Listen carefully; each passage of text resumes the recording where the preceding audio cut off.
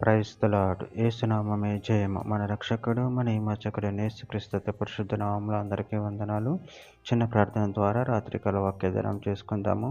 పరిశుద్ధుడ, మహాగణుడు అనే దేవ యేసయ్య, సర్వాధికారినైన మీకు వేలది వందనములు, కృతజ్ఞత, స్తుతి స్తోత్రం చెల్లించుకుంటున్నాను దేవ రాత్రికాల సమయంలో ప్రభువా వాక్య భాగం ధ్యానిస్తుండగా వాక్య భాగం మాకు అర్థమవుటలో సహాయం చేసి మీ కృపలో బలపరిచి మీకు మాదిరిగా మమ్మల్ని నడిపించి మీ చిత్తమును మా జీవితంలో జరిగించమని చిన్న ప్రార్థన యేసుక్రీస్తు పరిశుద్ధ నామములో అడిగి వేడుకుంటున్నాను తండ్రి. Amen amen. మత్తయి సువార్త 11వ అధ్యాయం 30వ వచనము. ఏలి అనగా నా కాడి సులువుగా గాను నా భారము తేలికగాను ఉన్నవి. ఆమెన్. దేవుడి వాక్య భాగం దీవించును గాక. ప్రభునందు ప్రియులారా, ఇక్కడ వాక్య భాగంలో గమనించినట్లయితే ఏలి అనగా నా కాడి సులువుగా గాను నా భారము తేలికగాను ఉన్నవి. అదేవిధంగా వాక్య భాగంలో గమనించినట్లయితే మికా గ్రంథం 6వ అధ్యాయం 8వ వచనంలో మనుషుడు ఏది ఉత్తమమో అది నీకు తెలియజేయబడి ఉన్నది. న్యాయముగా నడుచుకున్నట్టు, కనికరమును ప్రేమించుట, దీన మనసు కలిగి నీ దేవుని ఎదుట ప్రవర్తించుట, ఇంతే కదా యెహోవా నిన్ను అడుగుచున్నాడు.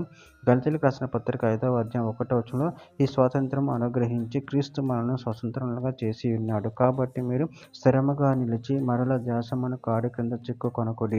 యోహాను రాసిన మొదటి పత్రిక 5వ అధ్యాయం 3వ వచనంలో మనం ఆయన ఆజ్ఞలు గైకొనుట దేవుని ప్రేమించుట. ఆయన ఆజ్ఞలు భారమైనవి కావు. యోహాను సువార్త 16వ అధ్యాయం 33వ వచనంలో నా యందు మీకు సమాధానం కలుగునట్లు ఈ మాటలు మీతో చెప్పుచున్నాను. లోకంలో మీకు శ్రమ కలుగును, ఆయనను ధైర్యం తెచ్చుకొనుడి, నేను లోకమును జయించి ఉన్నాను. నేను కొరింథీయులకు రాసిన 2వ పత్రిక 1వ అధ్యాయం 4-5 వచనంలో దేవుడు మమ్మల్ని ఏ ఆదరణతో ఆదరించుచున్నాడో ఆ ఆదరణతో ఎట్టి శ్రమలో ఉన్న వారినైనా ఆదరించుటకు శక్తి గల వారు మగునట్లు ఆయన మా శ్రమ అంతటిలో మమ్మల్ని ఆదరించుచున్నారు. క్రీస్తు యొక్క శ్రమలు మా యందు ఎలాగ విస్తరించుచున్నవో అలాగే క్రీస్తు ద్వారా ఆదరణ మాకు విస్తరించుచున్నది.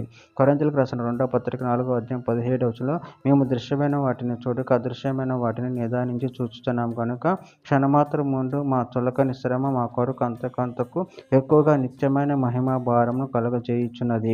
చివరిగా ఒక మాట, కొరింథీయులకు రాసిన 2వ పత్రిక 12వ అధ్యాయం 10వ వచనం, నేనెప్పుడు బలహీనుడనో అప్పుడే బలవంతుడను గనుక క్రీస్తు నిమిత్తం నాకు కలిగిన బలహీనతలోను, నిందల్లోను, ఇబ్బందుల్లోను, హింసల్లోను, ఉపద్రవములలోను నేను సంతోషించుచున్నాను. ఆమేన్. దేవుని వాక్య భాగం దీవించిన కాక చిన్న ప్రార్థన చేసుకుందాము. పరిశుద్ధుడా, ప్రేమగల దేవ యేసయ్య, నాయన మీరు ఇచ్చిన వాక్యదానాన్ని బట్టి ప్రభావ కృతజ్ఞతలు చెల్లించుకుంటున్నాను తండ్రి. నాయన మీ కాడి సులువుగాను నీ భారం తేలికగాను ఉన్నవి తండ్రి. నాయన మీ యందు మీ భయభక్తులే కలిగి నిన్ను మహిమపరిచి నీ గణపరిచే శక్తిని బలాన్ని మాకు అనుగ్రహించి మీ ప్రేమ కృపలో బలపరిచి స్థిరపరచమని చిన్న ప్రార్థన యేసు నామములో అడిగి వేడుకుంటున్నాను తండ్రి. ఆమేన్.